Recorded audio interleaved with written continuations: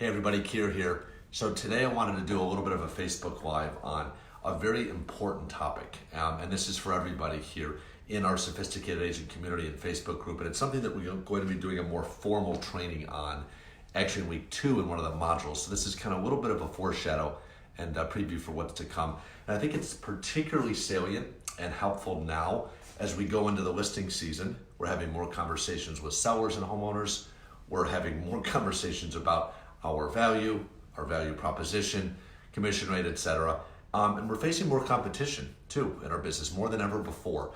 And again, that's been a theme that we've been talking about and we will continue to talk about is how do we really combat and respond, right? How do we react to the changing conditions in the real estate brokerage industry in America as things continue to change?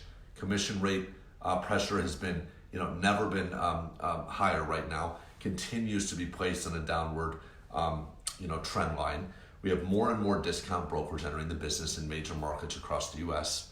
We also have a lot of new tech startups coming in, really, really well funded and well backed by big venture capital money in California, as well as a lot of Wall Street money. And all of these players are charging less, right? Less than traditional realtors or even fixed fees. And that's starting to really, really hurt and erode the value proposition and the ability of us traditional realtors to earn a living. So I thought this was a really great topic and I hope you guys agree. So I want to talk about a couple of tips that we found really, really productive and helpful in our business to defend your value, to support and actually defend your value proposition. What it is you bring to the table, why you charge what you do, what a prospect can expect as a client, and what are some of the things that go into that entire value proposition. So the first thing I would talk about when going through this, how to defend your value, is really you want to focus on results. You want to focus on the outcome, okay? So many of you might ask too, if you're new to the business or you're entering a new market or you've just moved or a new price point or property type and you don't have any direct experience there in that area, right? Whether it be sales, direct knowledge, etc. There's other ways to leverage things. Leverage the results of something bigger than you to overcome those objections based on experience. So, case in point, you're going to want to focus then in one of those scenarios on the results of your brokerage and your brand.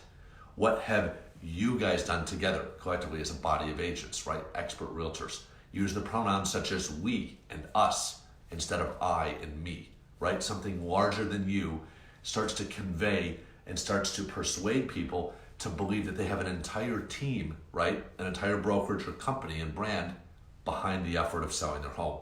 Really, really helpful. Quick little anecdote too, when I was in my first year, a lot of you think no, because we talked about this in our course overview video. I went 12 months, not one sale, $40,000 in debt, almost left the business. Lost almost all faith, confidence in my ability to actually earn and succeed in this business, and I almost walked away. But I didn't. I never gave up on myself, never once. And what I did do that first year that was so critical was I was able to list $30 million in high-end luxury seven-figure price point listings, many of them. $30 million worth, about 30 to 32 listings in my first year with no experience. No sales experience, no sales in real estate, no prior sales experience or marketing in my prior lives, nothing. And you wonder how I did that, right? How does somebody do that and convey a sense of confidence with a homeowner on the other side of the table when they don't have that experience, when they don't have a history of selling, right? When they don't have actual results or sales to point to? This is how I did it. I focused on the results of my brokerage and my brand and the strength of the value that we bring to the table in terms of a second to none exposure network, in terms of the sales that we have had in the area that other realtors may have done, sure, but I was still part of that company. I focus on the fact that we also, again, focusing the mindset on the outcome, the results, not the process. I said, we're not owed a penny until we're successful for you. Selling on a offer with price and terms acceptable to you, okay? They wondered too why we cost so much, and we are a 7% firm. That's probably one of the highest in the market, in most markets in the US. Most markets are between 5 and 6% now, and a lot of these discount brokers we talked about and startup firms are 4, 3. Some are flat fees even below that. And right now the trend is only going to continue, guys, in this area, meaning all the major industrialized nations in the Western world are already at an aggregate total commission between 2 and 3%. Where just 10 or 12 years ago, they were where we were, an aggregate total commission of between 5 and 6%. So scary times, a lot is coming up, but there is a way to arm and defend your value if you know how. So again, focusing on results, talk about we and us, make it about the outcome and about what you and the company can bring to the table here to overcome objections on experience. Really, really big. The other thing you want to do, a great tip, is focus on your uniqueness as an individual, your unique value propositions, your personality traits, things that can come out about you that your friends would say you're most memorable for, right? These are really, really big. See, a lot of people, homeowners, sellers, and buyers, they want to trust and ultimately like the person they work with, right? So being able to build rapport, finding common ground, building a little bit of a relationship and some familiarity can go a long way in overcoming some of the issues of experience or other objections somebody might have to your price and to your value. The third major area too is, and there's a couple things that really go into this, is, you want to frame the conversation, it plays off the first area, on the fact that you do have results to leverage. You have results from your prior positions, your prior careers, your prior jobs, the things you've learned in life, right? Maybe it was a marketing role. Maybe you were in pharmaceutical sales before. Maybe you started a business before and you understand all the different hats you have to wear as you run this real estate practice. Take those experiences, those lessons, those skills, and those accomplishments in your prior lives, jobs, and careers, and leverage them into a coherent way to respond and position yourself as an expert who's willing to work harder than anybody else, who's willing to focus on the outcome, to leverage all of the resources and assets they have at their disposal with their company and brand to get the job done for this client. Really, really big. One last point too I want to focus on, which plays off the first one, which again is focus on results and the outcome, would really be to frame it like this. This was really helpful for me. When I get pushback from our commission, when we have to discuss commission, when it comes down to that, everybody asks, right? Again, we're a 7% firm, highest in our market by far. Most of our competitors are between 5 and 6. Some even go down as low as 4. I have right now over 30 listings listed. Every one, I believe, is at 7%. We rarely ever come off of that because we understand how to defend our value. And we're gonna train in depth on how to do this in week 2 in one of the modules on defend your value. But right now, I'll get a little bit of a foreshadow into how to do this for you. Those of you on appointments right now, and you're up against 3 or 4 agents, and there's a race to the bottom and people are coming down in price because that's the only way they know how to compete. You never want to be the realtor competing on price. It's a slippery slope and there's no way back up. When you contribute to the erosion of your very livelihood and value, it's only going to get worse. All of a sudden, you make one exception, then it's 2, then it's 5, then all your listings are under contract or are under listing agreement at 5%, where it used to be 6, or even worse. With expenses going up, your revenue and your commission cannot be going down, or as you know, at some point you're going to be out of business. You're just not going to have enough money to make a living after you cover your splits, your expenses, your taxes.